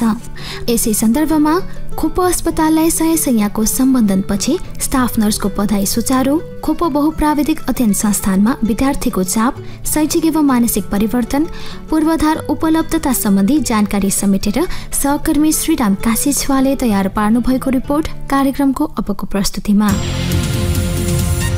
कामदार वर्गका विद्यार्थीहरूलाई उच्च शिक्षा प्रदान गर्ने उत्कृष्ट थलोको रूपमा स्थापित भक्तपुर नगरपालिकाद्वारा सञ्चालित कलेजहरूले स्थापना कालदेखि नै भक्तपुरको शैक्षिक, सामाजिक, शैक्षिक र सांस्कृतिक स्तर उकास्न मद्दत पुर्याइरहेको छ। यसै सन्दर्भमा खोप बहुप्राविधिक अध्ययन संस्थान पनि एक हो। विक्रम सम्वत 2060 सालमा स्थापना भएको यस संस्थानले प्राविधिक शिक्षाको महत्त्वलाई मनन गर्दै मुलुकमा प्राविधिक जनशक्तिको उत्पादन बढाउन यो विषयलाई प्राथमिकता दिएको छ। तर गत वर्ष प्राविधिक शिक्षा तथा व्यावसायिक तालिम परिषद सिटिभिटीले आफ्नै अस्पताल भएका शिक्षण संस्थाले मात्र पिसिएल नर्सिङको पठन पाठन गराउन पाउने निर्णय गरेको हुँदा भक्तपुर नगरपालिकाले 25 शय्याको खोप अस्पताललाई 100 शय्यामा स्तरोन्नति गर्न लामो समयदेखि प्रयासरत रहेको र हालै खोप अस्पताललाई 100 शय्याको अस्पताल सञ्चालन गर्न अनुमति प्राप्त भएको प्राचार्य अर्धसुन्दर लासिवा बताउँछन्। यो खोप बहुप्राविधिक अध्ययन संस्थान भनेको भक्तपुर नगरपालिकाकै यो शिक्षा क्षेत्रसँग सम्बन्धित एउटा संस्था हो। यो 2060 सालदेखि सञ्चालनमा आएको हो। यसको मुख्य उद्देश्य भनेको देशको लागि आवश्यक गुणस्तरीय जनशक्ति तयार गर्ने र त्यसमार्फत चाहिँ देश र जनताको सेवा गराउने भन्ने उद्देश्यका साथ अग्रजहरूले यो स्थापना गरेको हो र त्यही अनुरूप चाहिँ हामीले निरन्तर अगाडि बढाइरहेका छौँ। तर दुर्भाग्य भन्नुपर्छ, हामीले गत साल 2078 सालको नर्सिङ पढाइको लागि हामीले विद्यार्थी भर्ना गर्न सकेनौँ। त्यसको मुख्य कारण भनेको नेपाल सरकारले नयाँ मापदण्ड अगाडि सारेको छ। त्यस अनुरूप चाहिँ कुनै पनि नर्सिङ कलेज चलाउने संस्थाले आफ्नै स्वामित्वको 100 शय्यासम्मको अस्पताल हुनुपर्छ भन्ने नियम नै हो र हामीले विगत पनि बहस गरेका हौँ। भक्तपुर नगरपालिका पनि नेपाल सरकारकै अङ्ग हो। नेपाल सरकारको अङ्ग भएको नाताले हामीले भक्तपुर अस्पतालबाट स्वीकृति लिइरहेका थियौँ र पनि त्यसमा मान्य भएन। त्यो मान्य नभएपछि हामीले प्रक्रिया अगाडि निरन्तर बढाउनलाई काम गर्यौँ। त्यस अनुरूप चाहिँ यस वर्ष नेपाल सरकारको प्रादेशिक स्तरबाट 100 शय्यासम्मको अस्पताल सञ्चालन खोप अस्पताल सञ्चालनको लागि भक्तपुर नगरपालिकाले स्वीकृति प्रदान गरिसकेको अवस्था छ।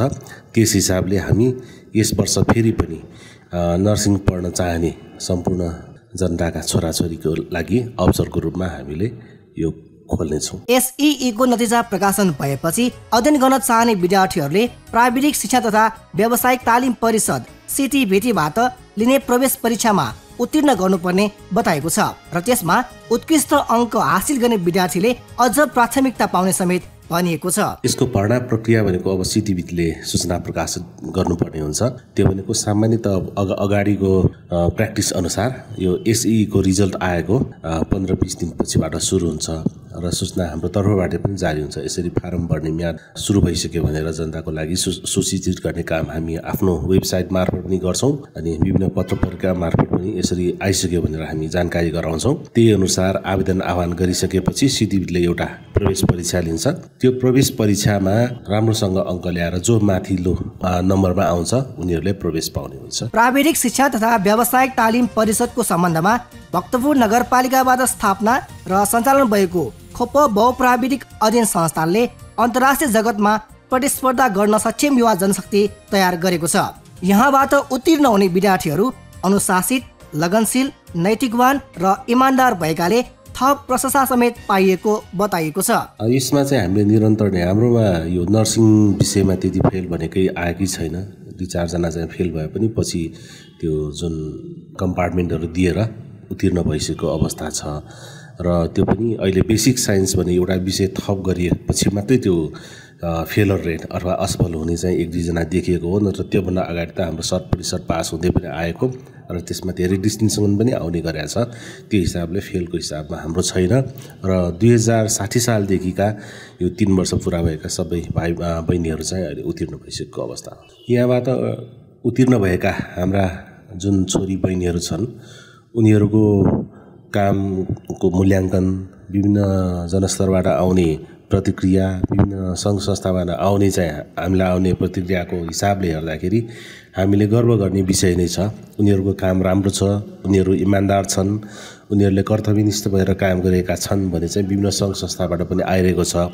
एउटा त्यो भयो भने अर्को हिसाबले चाहिँ हाम्रा धेरै पास भएका विद्यार्थी बहिनीहरू देशका कुना काप्चामा मात्र होइन अन्तर्राष्ट्रिय स्तरमा पनि उनीहरूले काम गरिरहेको जस्तै अवस्था छ। कोही अस्ट्रेलिया पुगेका छन्, कोही न्युजिल्यान्ड, कोही युके, कोही क्यानाडा, कोही युएसए पुगिरहेको अवस्था छ। यसरी देशका विभिन्न कुना काप्चामा बसेर काम गर्नुका साथै अन्तर्राष्ट्रिय स्तरमा पनि ती पास भएका बहिनीहरूले काम गरिरहेको अवस्था छ। विगतमा पनि खोप बहुप्राविधिक अध्ययन संस्थानमा विद्यार्थीको चाप बढिरहेको भनिएको छ। अभिभावकहरूले पनि अन्य निजी संस्थान भन्दा भक्तपुर नगरपालिकाद्वारा सञ्चालित यस खोप बहुप्राविधिक अध्ययनलाई छनौट गर्ने गरिएको र यसलाई निरन्तरता दिनुपर्ने बताइएको छ। अब यो भर्नाको हिसाबले त यो नर्सिङ पढ्ने विद्यार्थीको निरन्तर चाप छँदै छ, पहिले पनि थियो, अहिले पनि छ र त्यस हिसाबले पढ्छु भनेर जो अरू विषय नलिइकन कहीँ पढ्नै नलिइकन बसेका छोरी बहिनीहरू छ उनीहरूको लागि समस्याको विषय भयो गत साल। अब यो वर्ष उनीहरूले त्यो भोग्न नपर्ने अवस्था चाहिँ हामी देखिरहेका छौँ। अभिभावकको चाहना खोपमा यो निरन्तर चालु हुनुपर्छ। खोप हस्पिटल यो बहुप्राविधिकबाट उत्पादन हुने विद्यार्थीहरू गुणस्तरीय रूपमा चाहिँ सिकाइएको हुन्छ। विभिन्न हस्पिटलहरूको प्र्याक्टिकल पनि राम्रो गराइएको छ र त्यस हिसाबले प्राइभेटमा भन्दा यहाँ राम्रो हुन्छ। त्यही भएर यसलाई निरन्तर अगाडि बढाउनुपर्छ र त्यसमा सकेको सहयोग अभिभावक तर्फबाट पनि हुन्छ भनेर उहाँहरूको चाहिँ सुझावहरू रहेको छ। देशको योजनाबद्ध दिगो विकासको निम्ति प्राविधिक शिक्षाले महत्त्वपूर्ण भूमिका खेल्ने बताएको छ। संस्थानमा अहिले के कस्ता चुनौतीहरू रहेका छन् र आगामी दिनमा के कस्ता योजनाहरू रहेका छन् त? प्राचार्य डाक्टर रत्नसुन्दर लासिवा। अब हाम्रो पक्कै पनि यो भौतिक संरचनाको हिसाबले अलिकति चुनौती नै छ। किनभनेदेखि पहिले बहालको घर लिएर चाहिँ कलेज चलाइसकेको अवस्था, अहिले च्यामासिङ स्थित भवनमा चाहिँ हामीले चलाइरहेका छौँ।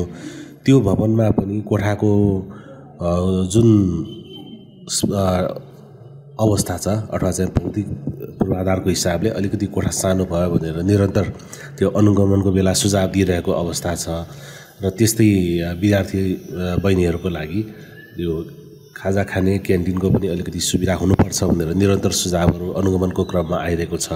त्यस हिसाबले हामीले भक्तपुर नगरपालिकाकै यो खोप बहुप्राविधिक अध्ययन संस्थानको सिभिल विभाग सञ्चालनमा रहेको वडा नम्बर 10 यो लान्चा फल्चा वरिपरि त्यहाँ हाम्रो जग्गा बाँकी छ।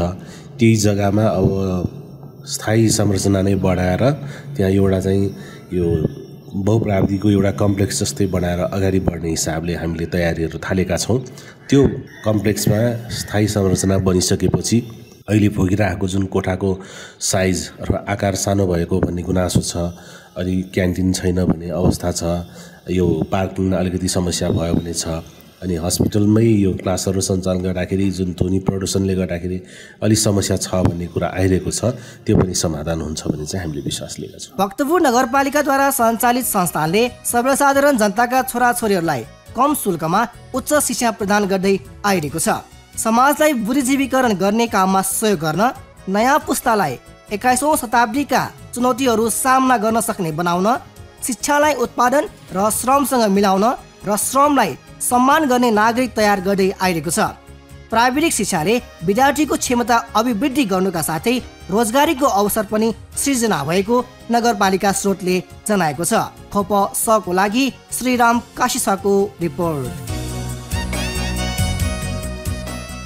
भक्तपुर नगरपालिकाले आवश्यकता र प्राथमिकताको आधारमा बजेट विनियोजन गरी उक्त बजेटलाई अधिकतम सदुपयोग गर्दै अघि बढिरहेको छ। भक्तपुर नगरपालिकाले शिक्षा, स्वास्थ्य, सम्पदा, सरसफाई, भौतिक पूर्वाधार निर्माण, कृषि लगायतका विभिन्न क्षेत्रलाई प्राथमिकताको आधारमा विकास गरी विभिन्न कार्ययोजना अगाडि सार्दै आइरहेको छ। नगरवासीहरूको सेवा र सुविधामा प्रयत्नरत भक्तपुर नगरपालिकाले आउँदो आर्थिक वर्ष 2079-80 मा नयाँ योजना र परियोजनाका साथ अघि बढ्ने तयारी गरिरहेको छ।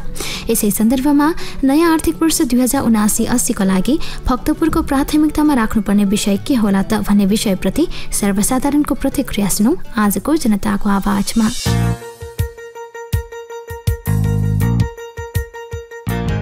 मेरो नाम कृष्ण शोभा ओलक, भक्तपुर 12 स्थान 3 वडाबाट। म एउटा नगरवासी भएको हैसियतले मेरो विचारमा आगामी आर्थिक वर्ष 2079 र 80 को वार्षिक बजेट निर्माणको तयारी गरिरहेको यो परिप्रेक्ष्यमा मेरो जनचाहना के रहेको छ त भन्दाखेरि भक्तपुर नगरपालिकाले अहिलेसम्म गर्दै आएको विभिन्न विकास निर्माणका कार्यक्रमहरू जुन छन्, त्यसै गरिकन सम्पदा संरक्षण अनि त्यसै गरिकन पर्यटन विकासको लागि जति पनि भक्तपुर नगरपालिकाले गर्दै आएको छ, उक्त कार्यहरू एकदमै सराहनीय रहेको छ। तर भक्तपुर नगरपालिकाले चाहिँ अलिकति ध्यान दिन नसकेको क्षेत्रको कुरा गर्नु पर्दाखेरि चाहिँ भक्तपुर नगरभित्र रहेका जति पनि गरिब दुखीहरू, जति पनि यो पार्टीमा बास गर्न बाध्य भएका मानिसहरू छन्, ती मगन्ते भनौँ न होइन, मगन्ते मानिसहरूको लागि चाहिँ केही त्यस्तो व्यवस्था गरिदिएको खण्डमा चाहिँ मानवताको हिसाबले पनि होइन, हामी हेरिरहेका भक्तपुरवासीहरूलाई चाहिँ एकदमै सन्तुष्टि हुने थियो कि भन्ने चाहिँ लागेको छ मलाई चाहिँ। अनि त्यसपछि भक्तपुर नगरपालिकाले चाहिँ जति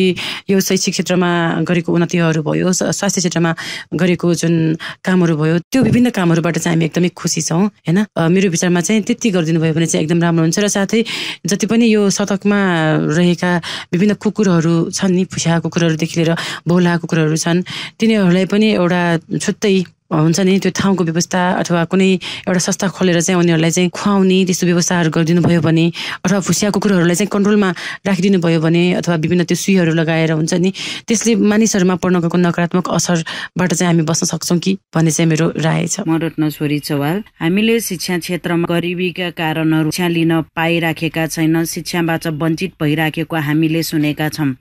विगत ठाउँहरूमा मात्र नभई हाम्रो नेपाल जस्तो ठाउँमा पनि कतिपय मानिस गरिबीका कारणहरू उनीहरूले सिक्ने मौका पाइराखेका छैन, शिक्षा लिन पाइराखेका छैन भन्ने। त्यस्तै गरी स्वास्थ्यमा पनि उनीहरूले कुनै रोग लागेमा उनीहरूले उपचार गर्न पाइराखेका छैन। एउटा सितामोल पनि नभएको कारणले गर्दा उनीहरूले मृत्यु समेत भोग्नु परिरहेको हामीले सुनिराखेका छौँ र हेरिराखेका छौँ। त्यस्तो नहोस् भन्नको लागि हामीले चाहिँ स्थानीय सरकारले गर्न सक्ने शिक्षा र स्वास्थ्यमा निशुल्क गरिबी निवारणहरू गरी लाने र उनीहरूलाई शिक्षा क्षेत्रमा गरिबी गरिबीहरूलाई चिनेर उनीहरूको पहिचान गरी हामीले त्यस्ता गरिबी भएका विद्यार्थी नानीहरूलाई शिक्षामा जोड दिन लगाउने र स्वास्थ्यमा पनि उमेद हद तोकेर उपचार निशुल्क गर्नुपर्छ र दीर्घरोगी भएका बिरामीहरूलाई निशुल्क स्वास्थ्य उपचारको बन्दोबस्त गर्नुपर्छ। जुन सरकारले दिइराखेको निशुल्क औषधिहरू छन् तिनीहरूलाई पनि निशुल्कै दिनुपर्छ।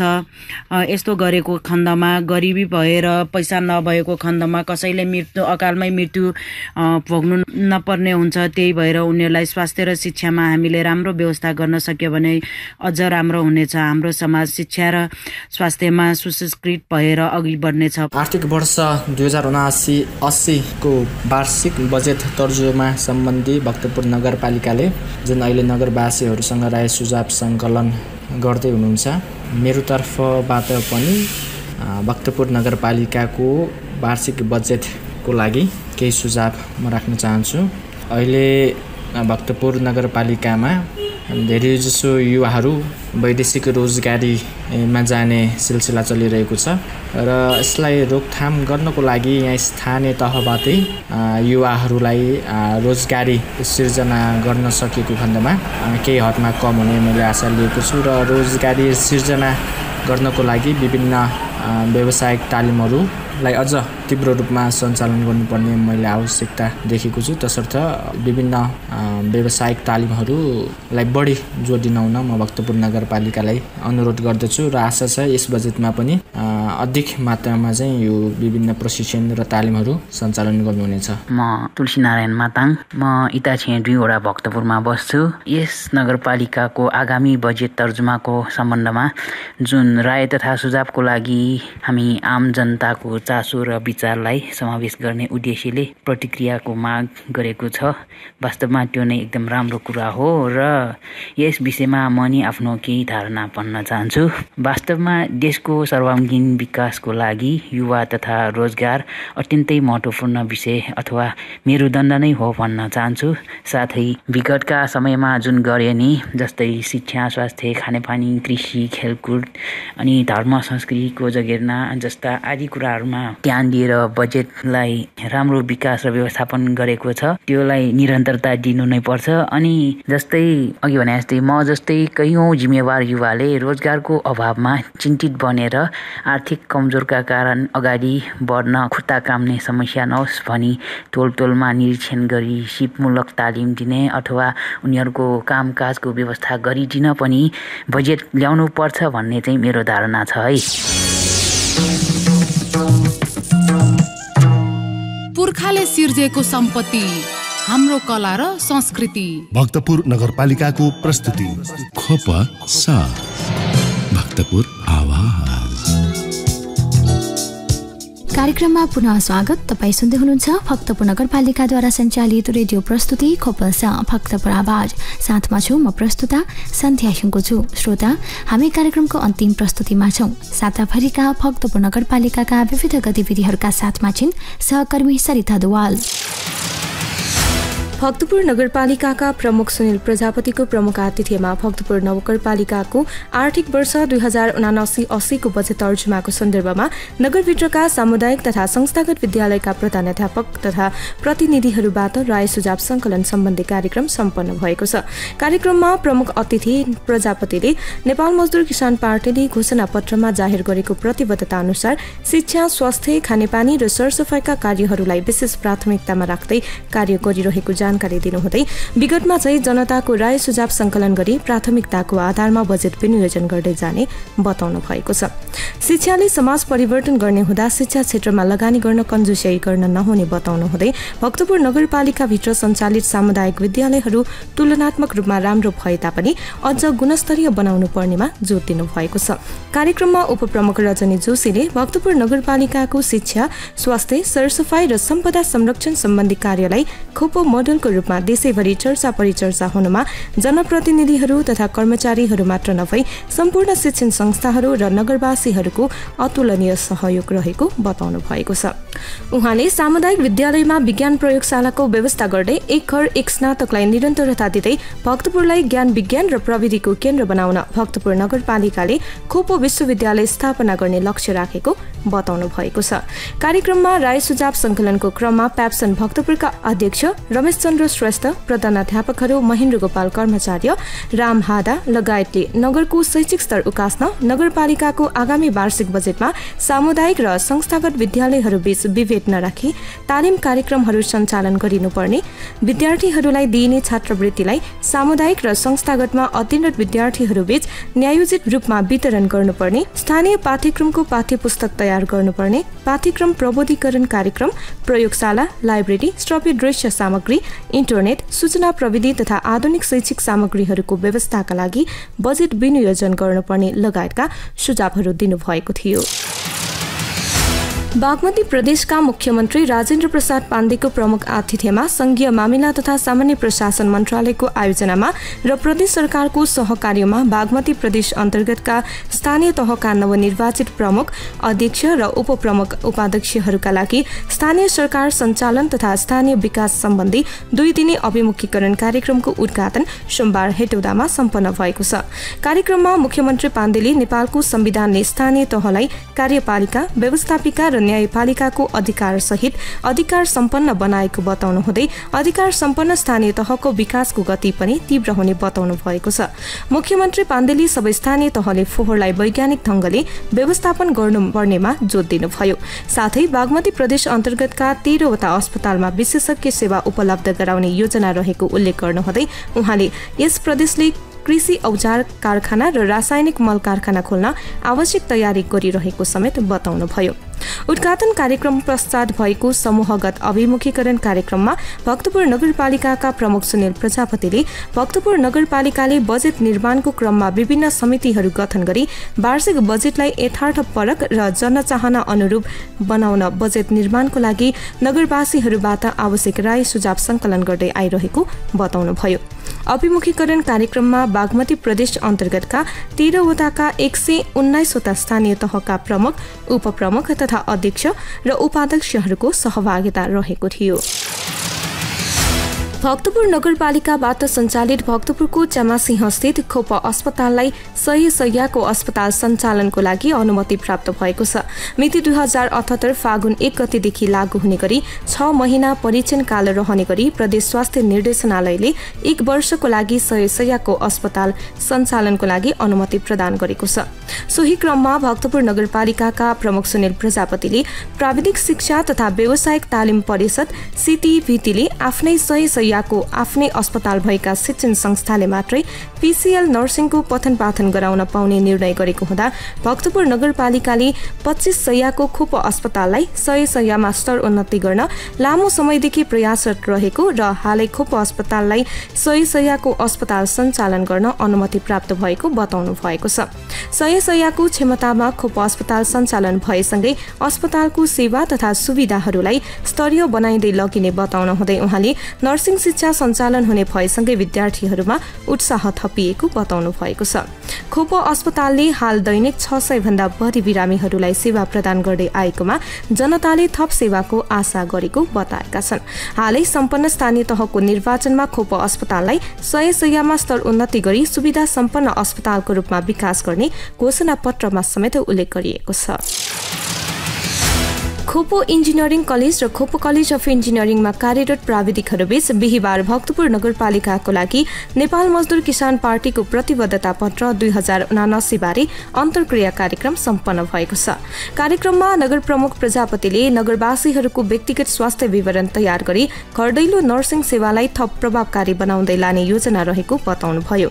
स्थानीय तह निर्वाचन 2079 मा निर्वाचित भए लगतै भक्तपुर नगरपालिकाले मेलम्चीको पानी भक्तपुरमा वितरण गर्न सफल भएको, खोप अस्पताल 100 शय्याको अनुमति प्राप्त भएको र खोप टेलिभिजन सञ्चालनको प्रक्रिया अन्तिम चरणमा पुगेको बताउनु हुँदै उहाँले घोषणा पत्रलाई अक्षरश पालना गरी देश र जनताको सेवा गर्न प्रतिबद्ध रहने बताउनुभयो। साथै घोषणापत्रमा बाल विकास सहजकर्ता शिक्षकहरूका लागि न्यूनतम पारिश्रमिकको व्यवस्था गर्ने, नगरपालिकाबाट सञ्चालित कलेजहरूमा थप विषयहरूको अध्यापन गर्नका साथै नयाँ कलेजहरू स्थापना गरी जनताको सेवा गर्ने महत्त्वपूर्ण कार्ययोजनाहरू समावेश भएको अवगत गराउन हुँदै नगर प्रमुख प्रजापतिले भक्तपुर नगरपालिकाले समाजवाद उन्मुख हिसाबले काम गर्दै आइरहेको प्रश्न पार्नुभयो। खोप कलेज अफ इन्जिनियरिङका प्राचार्य सुनिल डुवालले भक्तपुर नगरपालिकाको लागि नेमकिपाले जारी गरेको निर्देशक सिद्धान्त र प्रतिबद्धता पूरा गर्न नगरपालिकाबाट सञ्चालित कलेजका प्राविधिकहरूको महत्त्वपूर्ण भूमिका रहने हुँदा सबैजना प्रतिबद्ध भएर लाग्नुपर्नेमा जोड दिनुभयो। प्रतिबद्धता पत्रमाथि भएको अन्तर्क्रिया कार्यक्रममा खोप अस्पतालका डाक्टर रत्नसुन्दर लासिवा, खोप अस्पताल भवन निर्माण आयोजना प्रमुख विजय कुमार कोजु, खोप कलेजका इन्जिनियर विनोद शाही, प्राविधिकहरू राकेश कुवासा, ससेन प्रजापति, इकिसमान साक्य, प्रमिला शिल्पकार, निरु शिल्पकार र सरिता धुवाले आफ्नो सुझावहरू प्रस्तुत गर्नुभएको थियो। भक्तपुर नगरपालिकाका प्रमुख सुनिल प्रजापतिले सुस्थ मनस्थिति कल्याण विद्यालयको 37औं स्थापना दिवसको अवसरमा प्रमुख प्रजापतिले सुस्थ मनस्थिति भएका बालबालिकाहरूको हेरचाह आफैमा जटिल हुने बताउनु हुँदै त्यस्ता व्यक्तिहरूलाई शिक्षा सँगसँगै समाजसँग घुलमिल गराउन व्यवहारिक ज्ञान पनि दिन आवश्यक भएको बताउनुभयो। भक्तपुर नगरपालिकाले अपाङ्गता भएका व्यक्तित्वहरूका लागि विभिन्न किसिमका सिपमूलक तालिम, खेलकुद प्रतियोगिताहरूको निरन्तर आयोजना गरिरहेको बताउनु हुँदै आगामी दिनहरूमा पनि भक्तपुर नगरपालिकाले आवश्यक कार्ययोजना तयार गरी त्यस्ता व्यक्तिहरूको हितमा काम गर्दै जाने बताउनुभयो। मानसिक र बौद्धिक हिसाबले पछि परेका व्यक्तिलाई समाजले पनि राम्रोसँग व्यवहार गर्नुपर्नेमा जोड दिनुहुँदै प्रमुख प्रजापतिले सुस्थ मनस्थिति भएका बालबालिकाहरूलाई पनि सफल नागरिकको रूपमा तयार गर्दै लानुपर्ने बताउनुभयो। कार्यक्रममा भक्तपुर नगरपालिका वडा नम्बर 4 का वडा अध्यक्ष उपेन्द्र सुवालले सुस्थ मनस्थिति भएका बालबालिकाहरूलाई विशेष प्रकारको सुरक्षा र मायाको आवश्यकता रहने बताउनु हुँदै बौद्धिक अपाङ्गता भएका व्यक्तिहरूले पनि व्यक्तित्व विकासमा अवसर पाउनुपर्ने बताउनुभयो। विद्यालयका प्रधानाध्यापक तारादेवी किजुले कलेजको वार्षिक प्रगति प्रतिवेदन प्रस्तुत गर्नुहुँदै विद्यालयले स्वस्थ मनस्थिति भएका बालबालिकाहरूलाई विशेष शिक्षा तथा विभिन्न सिपमूलक प्रशिक्षणहरू प्रदान गर्दै आइरहेको बताउनुभयो। पुर्खाले सिर्जेको सम्पत्ति हाम्रो कला र संस्कृति। भक्तपुर नगरपालिकाको प्रस्तुति खोप सा भक्तपुर आवाज। कार्यक्रममा पुनः स्वागत। तपाईँ सुन्दै हुनुहुन्छ भक्तपुर नगरपालिकाद्वारा सञ्चालित रेडियो प्रस्तुति खोपसा भक्तपुर आवाज। साथमा छु म प्रस्तुता सन्ध्या सुङ्गुजु। श्रोता, हामी कार्यक्रमको अन्ततिर आइसकेका छौँ। खोपसाको आजको श्रृङ्खलामा जेठ 29 र 30 गते आयोजित role of management in economic development विषयक राष्ट्रिय गोष्ठीको उपलब्धि, सहभागिता सँगसँगै खोप कलेजमा अध्यापनरत विषयहरू, कलेजको शैक्षिक गतिविधि, अतिरिक्त क्रियाकलाप लगायतका विविध विषयमा खोप कलेजका प्राचार्य रूपक जोशीसँग अन्तरङ्ग कुराकानी गर्यौं। त्यसैगरी खोप अस्पताललाई सयसयको सम्बन्धनपछि स्टाफ नर्सको पढाइ सुचारू, खोप बहुप्राविधिक अध्ययन संस्थानमा विद्यार्थीको चाप, शैक्षिक एवं मानसिक परिवर्तन, पूर्वाधार उपलब्धता सम्बन्धी एक रिपोर्ट सुन्यौं। साथै नयाँ आर्थिक वर्ष 2079-80 को लागि भक्तपुर नगरपालिकाले प्राथमिकतामा राख्नुपर्ने विषय के होला त भन्ने विषयप्रति सर्वसाधारणको प्रतिक्रिया आजको जनताको आवाजमा समेट्यौं। साथमा साताभरिका भक्तपुर नगरपालिका विविध गतिविधिहरू पनि सुनिहाल्यौं। तपाईलाई आजको कार्यक्रम कस्तो लाग्यो? आफ्नो सल्लाह सुझाव र प्रतिक्रिया अवश्य पठाउनुहोला। प्रतिक्रिया पठाउन ठेगाना कार्यक्रम खोपस भक्तपुर आवाज भक्तपुर नगरपालिका। तपाईले आफ्नो प्रतिक्रिया फेसबुक पेज भक्तपुर नगरपालिका वा भक्तपुर म्युनिसिपालिटी मार्फत पनि पठाउन सक्नुहुन्छ। साथै भक्तपुर नगरपालिकासँग सम्बन्धित सम्पूर्ण सूचना वा जानकारी नगरपालिकाको वेबसाइट भक्तपुर.mun.gov.np मा पनि हेर्न सक्नुहुन्छ र थप जानकारीका लागि नगरपालिकाका प्रकाशनहरू खोपपौ र भक्तपुर मासिक पनि पढ्न सक्नुहुन्छ। कार्यक्रम अवधिभर सुनेर साथ दिनुहुने तपाईँ श्रोताले हार्दिक धन्यवाद। कार्यक्रम तयार पार्न सहयोग गर्नुहुने सहकर्मीहरू रविन्द्र कोशी, श्रीराम काशीज्वा र सरिता दुवालाई विशेष आभार। कार्यक्रमका लागि आवश्यक सल्लाह र सुझाव प्रदान गर्नुहुने रविन्द्र झ्याको र दिपेन्द्र प्रजापतिलाई हार्दिक धन्यवाद र प्राविधिक सहयोगका लागि राजेश हाडा र रवि हाडालाई विशेष आभार। शुक्रबार साँझ 36 बजेदेखि 7 बजेसम्म खोपसको कला संस्कृति र सम्पदा विशेष प्रस्तुतिका साथ म उपस्थित हुने नै छु। तबसम्मका लागि म प्रस्तुता सन्ध्या हिङ्गोजु लगायत खोपस परिवारलाई बिदा दिनुहोस्। तपाईँको समय शुभ बितोस्। नमस्कार।